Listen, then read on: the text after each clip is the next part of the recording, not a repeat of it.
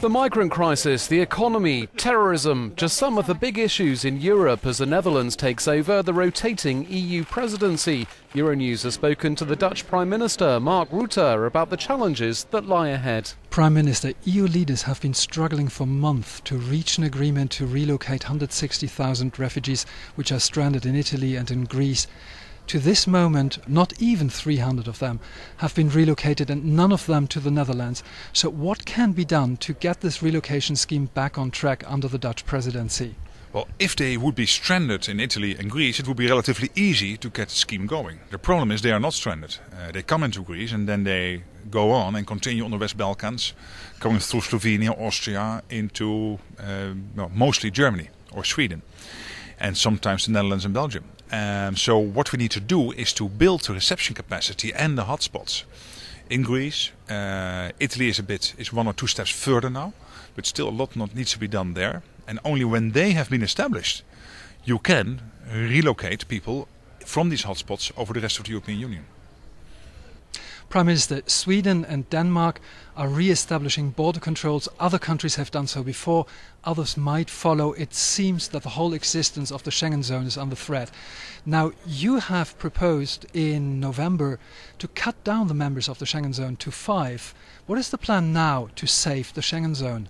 Well, there is no Dutch proposal, as you stated it. That's not a proposal of the Dutch government. What we have said is that we have to think about a situation where the influx of refugees stays at a high level it is currently, even now in winter, with the risk of a spike again in the spring.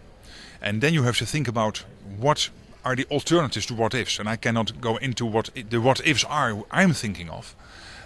All energy now is focused on getting the deal with Turkey working, on building the hotspots and reception capacity in Greece and Italy. So that will be all the focus over the next 2 months.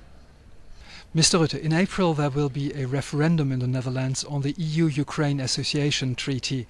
How would you deal with a negative outcome which is likely to happen? Well, we are, of course, working on a positive outcome. And this is not a referendum the Dutch government called. There is a law in the Netherlands where so many people, through signatures, can force a referendum, a consultative referendum on a particular issue. And this is what happened here.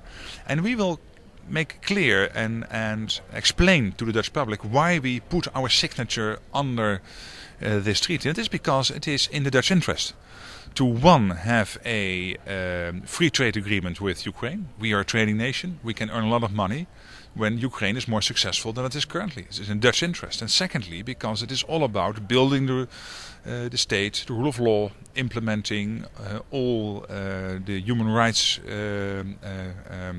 the things we have fought for in the European Union. Some of the people against it think it is the first step to membership. It is not. We have these association agreements with countries in Middle America, in the Middle East, and they are not applying for membership. Maybe for the Eurovision Song Contest, but not for the European Union. But still, if there is a negative outcome, how will the government react?